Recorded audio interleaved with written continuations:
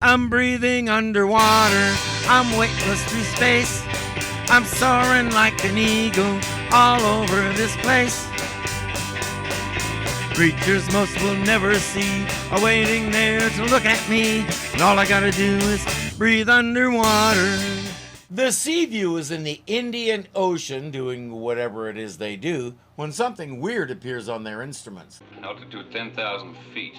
Speed Mach 32.5. Our fastest fighter jets can barely make Mach 3. Mach 32.5 in miles per hour translates to out of control. It's wavering. It's pitching straight down now. What's the range be? 3 miles. 16 degrees off our port bow now. The blip's gone. Must have crashed into the ocean. If it did, I doubt there's anything left of it except this. All hands, stand by for severe shock wave. All right, brace yourselves. Here it comes.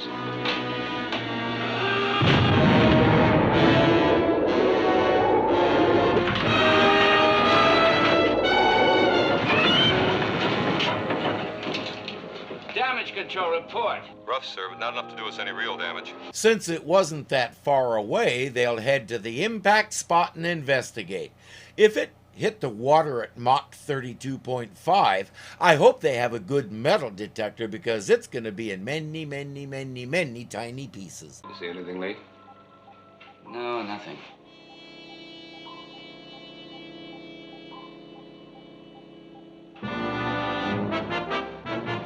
Yes. Blow tanks. All engines stop. Ready, surface rescue party. And maybe some not so tiny pieces. He's unconscious. All they found was the scrap of wood he was holding on to and a burlap bag. What's in the bag? Stow that in one of the lockers for now. Aye, sir. Doesn't anybody care to find out what's in it? For all they know, it could be dangerous.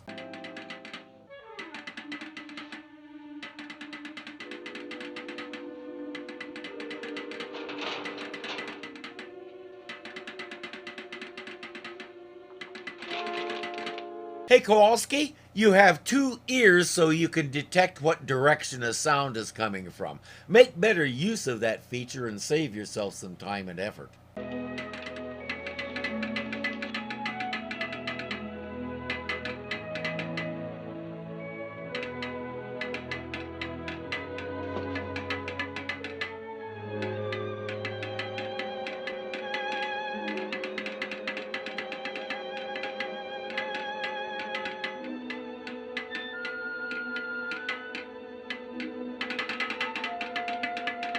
Who makes a toy out of an executioner with a headsman's axe?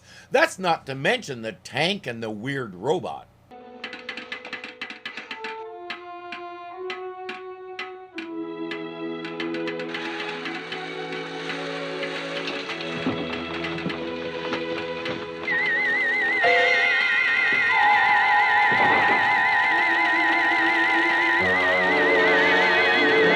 I told you what was in the bag could be dangerous. They start roaming the boat. What's wrong? Can't tell you, sir. That's why I called you. We found him just like this. You notified sick bay. Aye, sir. No marks of any kind, no signs of violence. Looks like it just keeled over. But there has to be a reason. Toys. Watch out for the toys. He's so discombobulated, that's as much as he can produce. The doctor assumes he's delirious. You can't blame him. Sonar has detected a large object ahead of them. That has to be what hit the water. It hit the ocean with an awful wallop. Should have been broken up completely. But it's just floating out there as smooth as a new doorknob. Chief.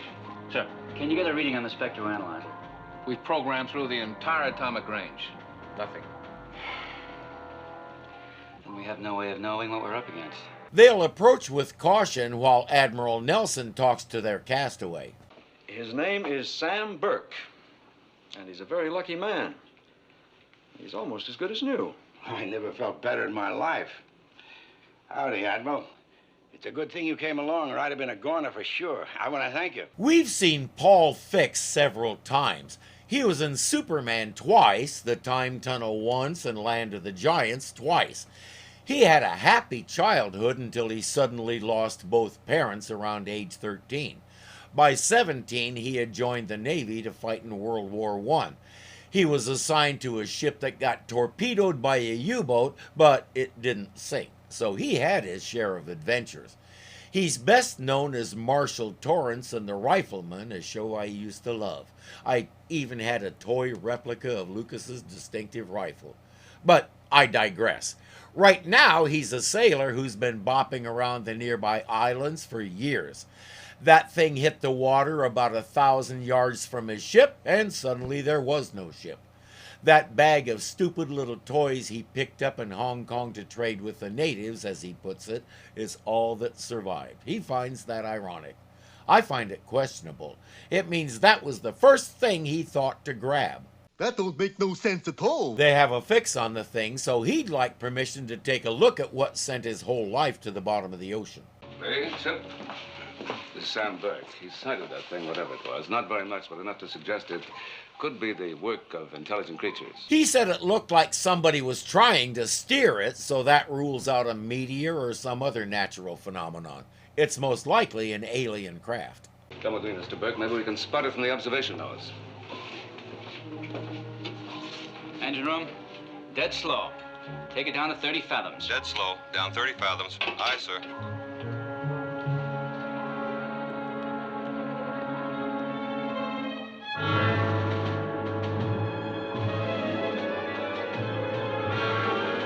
These toys are sneaky little buggers. They're going all over the place, in and out of cabinets, through ducts and vents, and nobody's noticing. The big question is, what's their mission? I suspect it doesn't have much to do with demonstrating that our battery lasts longer than the other guys. I've got to make them listen.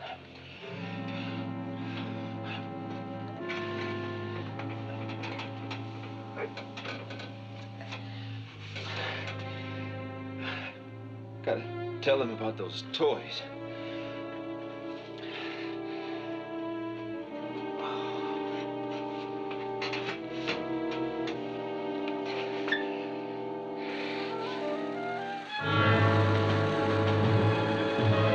Kick it.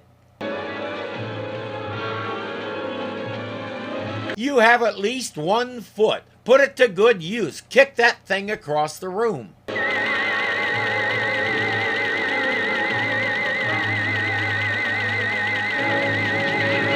Or you can stand there and let it do that. Seems like an odd choice to me, but to each their own. Chip reports that the instruments are reading something a little unsettling. I'm going to hold here, Admiral. At least until we investigate further. Why? That object seems to be tracking our course. Now, what did I tell you, Admiral? There's just got to be something alive in there to do that. All right, we better hold. We can begin our investigation by seeing what this thing looks like, since it's apparently doing the same thing to us. That's it. That's the thing I saw that sunk my ship. Sparks, there's some kind of an unidentified craft dead ahead. Try to establish radio contact. I'll be right there. Aye, sir. He's got something, but who knows what to make of it. The directional antenna is pointed right at that thing. It's got to be coming from it.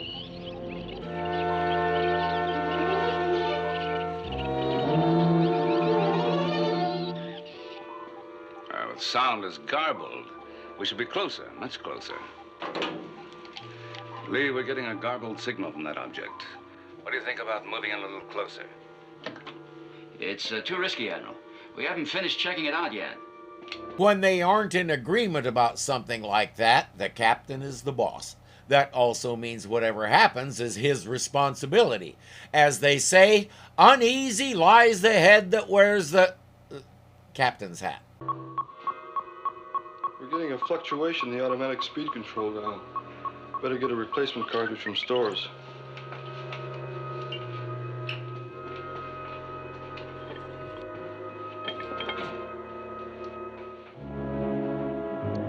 As he walks past the circuitry room, we see the toys in action.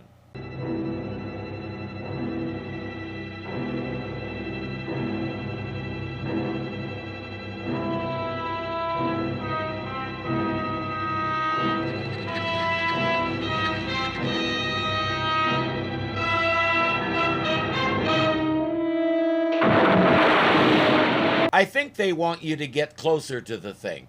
Patterson gets it under control, and he has no explanation except a malfunction somewhere.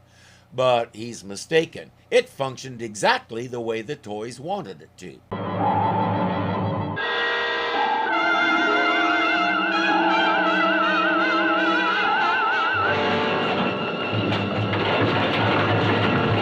And I'll bet that's why, so they're in range of that tractor beam.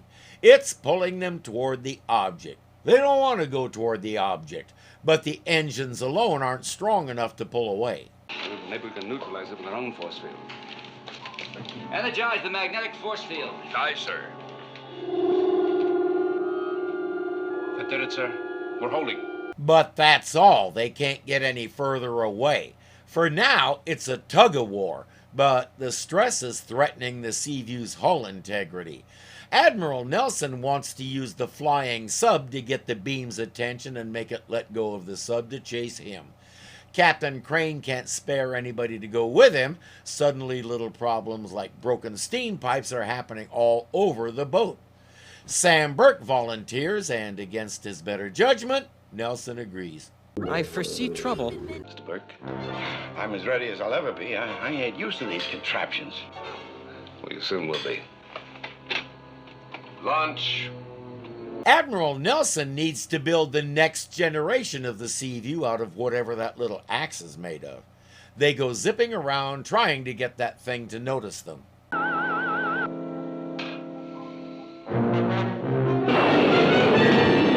Lee, it worked. They turned the beam on me. Now get the Seaview out of there. It didn't work, Admiral. They turned another ray on you. They have two and we don't even have one? No fair. They got us now, too. But yet we may have more power than they do.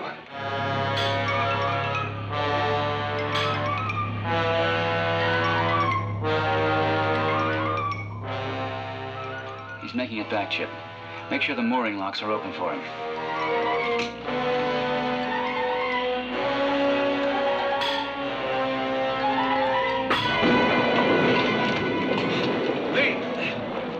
We've lost control. Also not fair. It looks like that beam is going to make them crash into the thing. Or not. Whoever they are, they know how to make objects pass through each other. Admiral. Admiral, do you read me? Come in.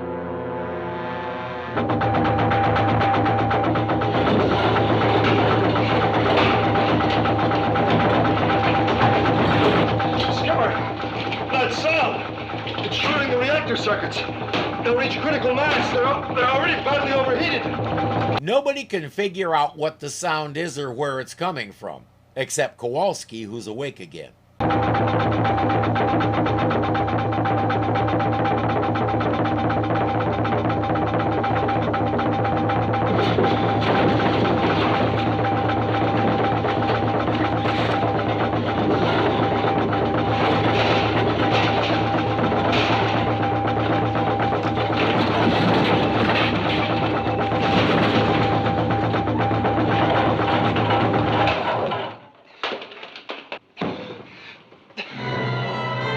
He owes the doctor a big I told you so. Inside the alien craft, instruments report there's a breathable atmosphere, but it's like a freezer out there. Nelson puts on a heavy coat and heads out to try and find somebody, or whatever. Sam elects to stay and fix the broken cable. If he noticed that it was cut, he's not saying anything about it, which I also find odd. Hello?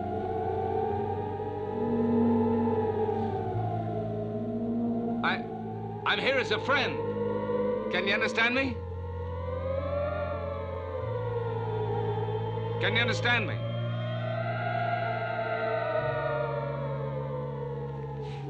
You're destroying my ship. Your presence here shows that they don't want to destroy it, they want to eat it.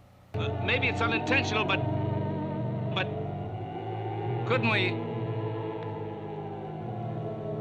If you can understand me, couldn't we talk together peacefully? You need not fear. You need not fear, Admiral Nelson. No harm will befall you. Pythagoras? You're a long way from Samos. Or does this guy think Michelangelo's painting is really what God looks like? He agrees to release the Seaview if Nelson agrees to give them some nuclear fuel, and he releases the flying sub. And you know my next question. Instead of using force, why didn't you just ask?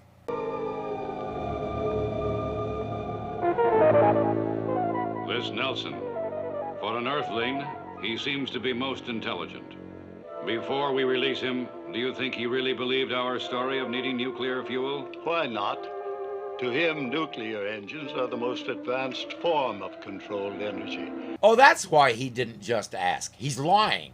I should have known. He's the same guy who said this. We are reasonable beings, Admiral. We wish you no harm. But we will destroy you if we have to. If that's his definition of no harm, he's capable of anything. How could he guess that our engines use the metal titanium? The galaxy gods have smiled on us. Nowhere else on this burning planet could we have found such a ready supply of pure titanium as in that submarine. Even so, the hull of the Seaview contains barely enough metal to replenish our supply. Dude, on the surface, titanium is traded on the open market. Go up there and buy some. Kowalski fainted right after he destroyed the toy. Somebody finally found him, and he was able to report what happened to the captain. You're sure this was making all that noise? I know it was, Skipper. The minute I found it in here and broke it up with that bar, the sound was gone. How could such a little toy cause such damage? I warned you about those things, sir. I told you they were dangerous. Giving the captain an "I told you so" is even better than giving it to the doctor. Sam is the only one who can shed some light on these things, and he's in the flying sub with the Admiral. We'll question him when he comes back. And meanwhile, you better get a checkup from the doctor. You know, it's not me I'm worried about, sir. But if that guy is out in the flying sub with the Admiral, maybe the Admiral's the one we got to be concerned about. I was thinking the same thing. The chief reports that the ship is falling apart. Captain Crane has an idea. Load all the forward torpedo tubes with unarmed missiles. We'll fire them simultaneously. Now, the combined recoil might give us enough backward thrust to spring us loose from that. That's a good idea. Oh, sir, what about the Admiral? Well, if we can get beyond the range of that force ray, we might be able to help him. Aye, sir. I'll have the forward torpedo tubes loaded immediately. American subs typically use a big gush of compressed air to push the torpedo out of the tube. Newton's laws being what they are hoping the recoil of 5 or 6 gushes at once will snap them loose from the beam. And it heard that. I have a feeling the toys are going to take exception to this idea. All hands. In 30 seconds, we're going to fire all forward torpedo tubes simultaneously. Now, if you've ever been kicked by a shotgun, you'll know what's going to happen. I can't remember if I've told this story before, but it doesn't matter. For my 14th Christmas, my dad gave me a shotgun. I was really excited to go bird hunting with him. Not only were the ducks and pheasants good to eat, it was a great bonding time with him. Christmas meant duck season, so we got up early the next morning and headed out to a rural pond that he had permission to hunt on. We got our blinds set up, positioned ourselves, and waited. Soon enough, I learned the part of this that he forgot to tell me. Specifically, he forgot to tell me how to hold this thing.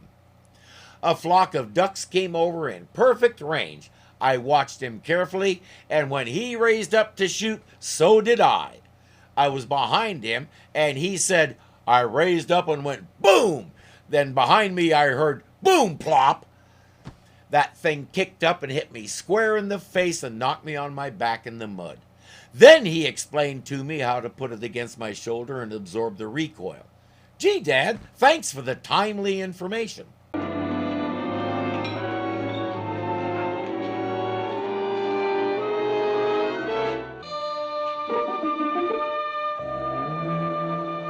How does nobody see that?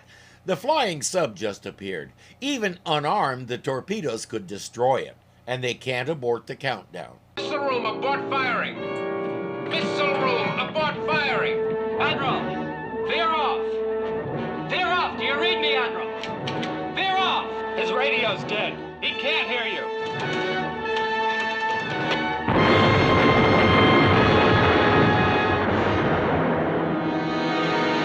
Luckily, the torpedoes missed the flying sub and hit the commercial. Skipper, those torpedoes didn't fire. What are you talking about? Look for yourself, sir. The torpedoes are still in their tubes. The propellant fuel exploded, but they never moved out. I can understand malfunction in one tube, but it doesn't make sense all six malfunction. Well, whatever happened, the fact that they didn't fire saved the Admiral's life. His and Sam's both, almost as if that was the idea. The flying sub is back aboard, and Captain Crane explains about the toy and the pounding. I think Mr. Burke can explain a few things. What do you mean, explain? That's just one of them crazy toys I picked up in Hong Kong to trade with the natives. I got 6 of them. But what about this? This isn't a part of any toy. Looks like some kind of a control device. Now, somehow, before we picked you up, those aliens found your toys and equipped them with these devices. Why? What's the goal with these things? If they're supposed to damage the Seaview, the beam is doing a much better job of that, so they're redundant. There are 5 of these loose on the ship. We have to find them and destroy them immediately. For those crew members who aren't clear, that means stomp, smash, kick, or shoot first and ask questions later.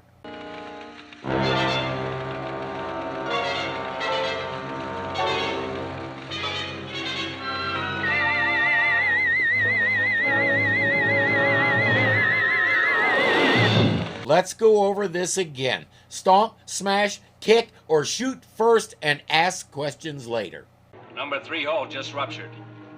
It's sealed off, but it's flooded. We're beginning to break up. It's no good, Admiral. You gotta do like them things said. You gotta stop the engines and let them have that nuclear fuel. How did you know that? I didn't tell you anything. Know what? That the aliens demanded our nuclear fuel. Here's a little bit of news. That robot didn't sabotage the torpedoes to save the Admiral. It did it to save Sam. He's working with them. Look, Admiral, they grabbed me. They'd have thrown me back in the drown when they first sunk my ship if I hadn't promised to help them. Why didn't you tell us when we first rescued you? I knew you didn't have a chance against them things. They said they'd let me live if I played it their way, and they promised not to hurt nobody. If we ever get out of this, I'm going to shake the truth out of you. Right now, I want to know only one thing. What are they really after? That's all I know, Admiral, so help me. He can go to the brig and contemplate the folly of choosing the wrong side. It looks as though they meant to destroy us all the time. But why? Obviously, they want something more than the nuclear fuel. Well, whatever it is, it looks like they've got it. Our only chance was to break loose with the recoil from the forward tubes. Now, that's odd. Don't give up. There may be another way, but I'll need about 10 minutes. You might as well ask for a miracle the way things are going. Only a prayer could hold the ship together that long. Well, try a prayer. It can't hurt. He noticed that these creatures live in extreme cold. If he could crank their temperature way up, I wonder what would happen. 50 paramagnesium flares set to ignite simultaneously. At 50,000 BTUs apiece, that's an awful lot of heat energy. I just hope it's enough that I can attach it to that ship before the Seaview breaks up. All right, let's go. Sharky is down in the missile room preparing Nelson's scuba gear. Chief, I told you to have the scuba gear ready for me. That's what he told me, but I just saved 3 minutes by being ready to go. Now, all I need to know is your plan. Well, the one thing I found out about these aliens, they live in a sub-zero environment. We might be able to destroy them if we can raise the temperature beyond survival limits. Then this heat packet might do it. Now, if I can attach this to the side of their ship, it just might work. The Admiral can't argue because he's right about the 3 minutes. And since every minute counts, those 3 could make all the difference.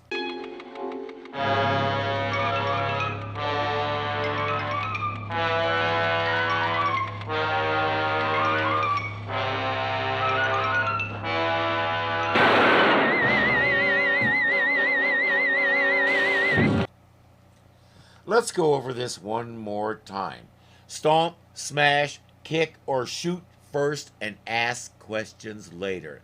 That includes don't stand there and stare at it while it draws a bead on you, genius. He was guarding Sam. That thing's noise unlocks the door and lets him out. Then it starts leading him somewhere.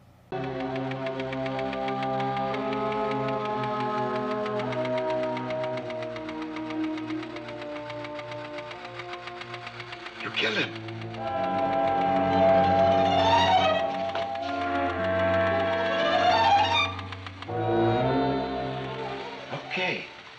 Okay. He might as well have said, "I'm reaching for the gun now." They never learn to keep their yaps shut.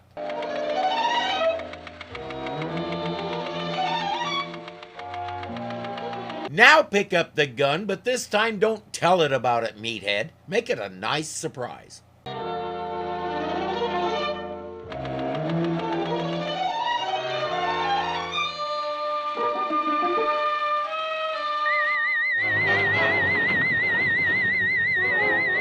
What happened to the other guy? He's just gone.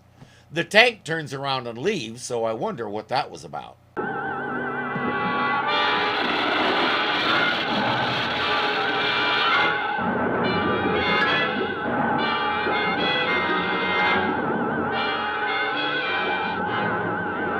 The shock wasn't enough to hurt him, but the packet didn't stay on the hull.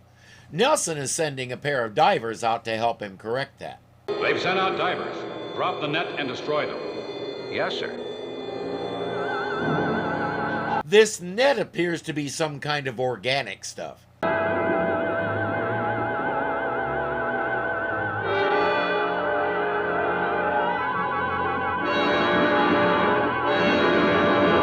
My mistake. It's not a net at all. It's a noodlefish. Their knives can't seem to cut it, whatever it is. Captain Crane goes to help them, but his knife is no more effective than theirs are. Admiral Nelson has an idea.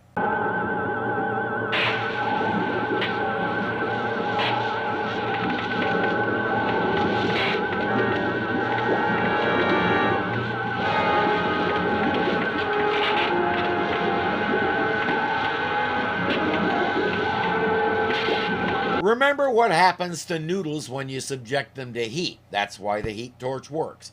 Those two will head back to the sub and report to sickbay while the captain searches for the packet.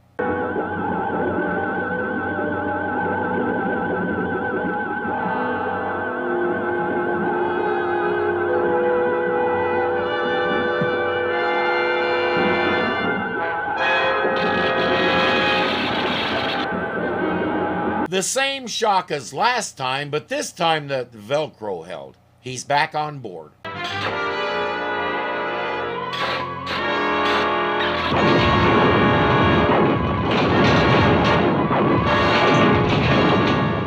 engines have shut down. We're being drawn into that thing out there. I get the feeling they don't know what's going on outside.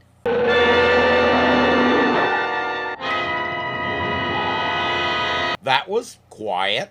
The tractor beam is gone, and so are the big meanies operating it. It'll take a little doing to get the reactor under control since it's been running hot for so long, but that's no major worry. Admiral, Sam Burke's down here in the missile room. I don't know what he's up to, but he says that you and Chip had better get down here on the double, or he'll destroy the Seaview. Right there. He's decided he's in charge of things now. I'm going to give it to you straight, Admiral. Now, you maybe got rid of that hunk of tin or whatever it was come down from outer space, but you ain't out of your troubles by a long shot. No siree. Oh, I don't know, Mr. Burke. I think we're in pretty good shape. You're just whittling an iron tie rod with a rusty old kitchen knife, Admiral. There's only one man can get you out of this. That's me, Sam Burke. Now, you listen to me or I'll take off and let you drown in this old gaboon of a sub. For someone who's giving it to him straight, it's amazing how many words he's using to say nothing. But we know what he's talking about. Them toys are still on board. And still programmed to destroy us. That's right. All of you. But not me. They've been learning to figure me as a friend. I'm the only one can stop them. So you better listen to me. He has been listening to you, and he's still waiting for you to get to the point. And how about making a deal? No. No deals. You got nothing to lose, Admiral. I can save you. What do you want? For crying out loud, will you please spit out something of consequence? Haven't they found any of those toys yet? You're too late, Admiral. Don't move.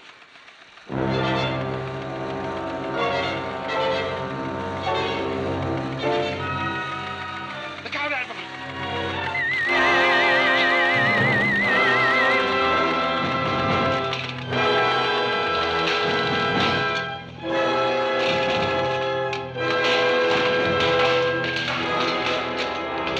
I wonder how much the cast enjoyed going a little bonkers like that.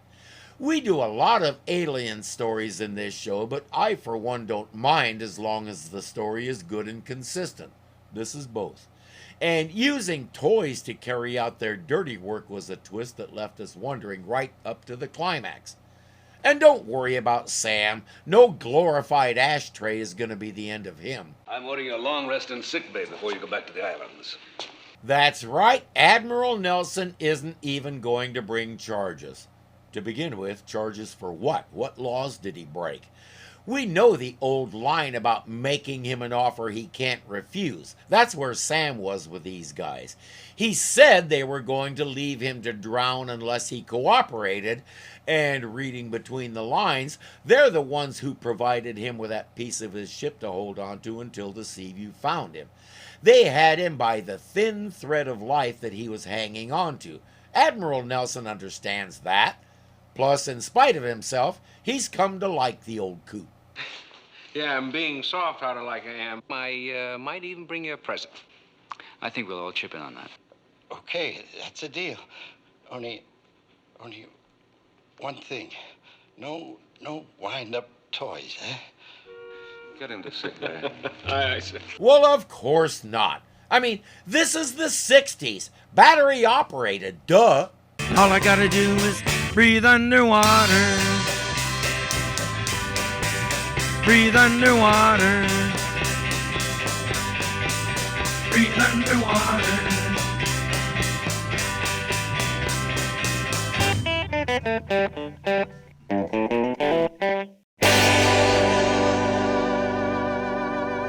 Engines alone, doing a much better of job. What? Well, of course.